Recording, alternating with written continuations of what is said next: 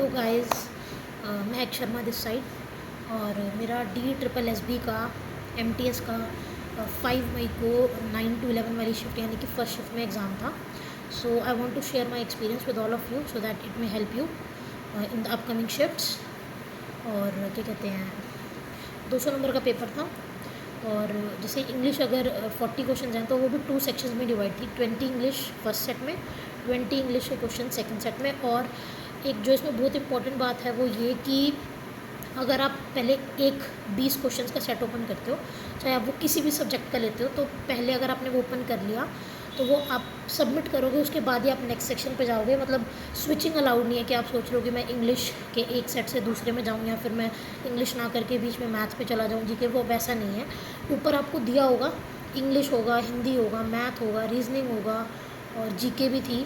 और आप किसी भी सेक्शन को चूज़ करोगे तो अगर आप वो सेक्शन खोल लेते हो तो पहले आपको उसके 20 क्वेश्चंस करने ही पड़ेंगे, उसको सबमिट करोगे, उसके बाद नेक्स्ट सेक्शन पे जाओगे। सो मैंने सबसे पहले रीजनिंग की थी, वो रीजनिंग इजी थी, मुझसे हो गई थी। फटाफट से 20 क्वेश्चन किए, फिर अगले 20 क्वेश्चन किए, रीजनिंग को सबमिट किया।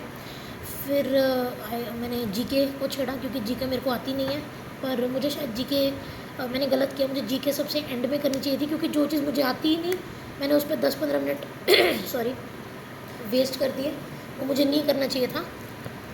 और क्या कहते हैं, फिर मैंने फटाफट से जीके जितनी आती थी थोड़े बहुत क्वेश्चंस वो किए और कुछ उसमें मैंने गैस वर्क किया, तुक्के मारे।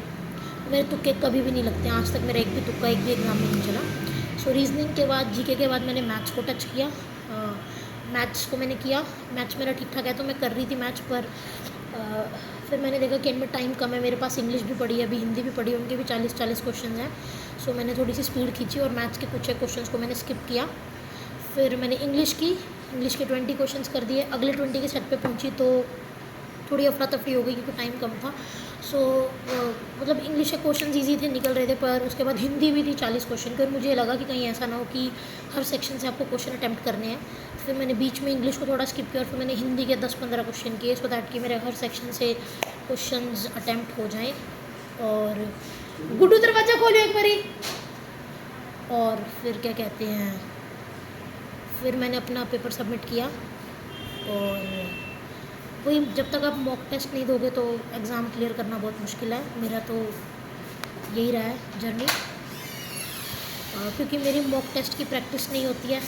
तो फिर क्योंकि मैंने यार मॉक कभी दिया ही नहीं, तो जो भी लोग डेडिकेटेड तैयारी कर रहे हैं या जो भी कर रहे हैं वो उनसे एक ही रिक्वेस्ट है कि बिना मॉक के एग्ज़ाम्स देने जाओ ही मत। क्योंकि बिना मॉक टेस्ट के मतलब मेरे साथ ऐसा होता है कि मुझे पेपर आ रहा होता है पर मेरे पास टाइम ही नहीं होता क्योंकि मेरे को टाइम मैनेजमेंट का पता ही नहीं है और उस वजह से मेरे नहीं हो पाते एग्ज़ाम। सेंटर के मैंने बहुत दे लिए पर ऐसा नहीं है कि मतलब due to lack of my hard work नहीं होता है, करने वालों के हो जाते हैं जो अच्छे से करते हैं।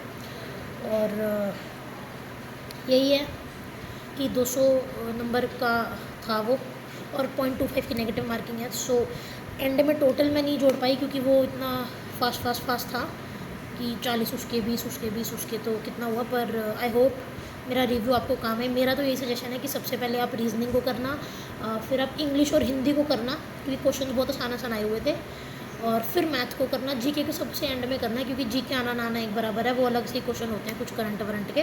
तो मैंने वहाँ पर टाइम वेस्ट कर दिया 10-15 मिनट को शुरू में जीके को देखे। अगर मैं वो वहाँ टाइम ना वेस्ट करती और मैं उधर पीछे इंग्लिश हिंदी को करती और बाद में जीके को करती, तो क्योंकि जीके मुझे आ ही नहीं रही होती थी तो वो छूटती भी तो कोई फ़ायदा ही नहीं था। और स्पीड बना के रखो। मेरे हिसाब से तो पहले रीजनिंग करना फटाफट से इजी थी, फिर आप अपना इंग्लिश और हिंदी को टच करना, उसके भी क्वेश्चंस फटाफट से निकल रहे थे। इसके बाद आप मैथ्स को टच करना, सेकंड लास्ट सबसे लास्ट में जीके को टच करना क्योंकि जीके में जो आ रहा है वो आ रहा है, नहीं आ रहा तो वो एंड में आता होगा तो सेकंड में हो जाएगा, नहीं तो छूटना ही है। और छूटेगा भी तो फिर वो चीज़ छूटेगी जो आपकी मतलब आपको ना ही आती हो। और 2 घंटे का एग्ज़ाम था। और एक बात और, चप्पल में जाना है, जूते अलाउड नहीं है और कोई भी ऐसे मेटल मत डाल के जाना। और नोएडा में था मेरा एग्ज़ाम तो, और किसी को कुछ पूछना हो तो प्लीज़ मैसेज मी। काफ़ी टाइम बाद मैंने आज वीडियो रिकॉर्ड करके डाली है और लेट्स सी यार कुछ होता है तो। पर इट्स डैम टफ, मतलब जो भी इस फील्ड में है सैल्यूट टू देम जो सक्सेस ले चुके हैं। It's damn tough, it needs dedicated hard work.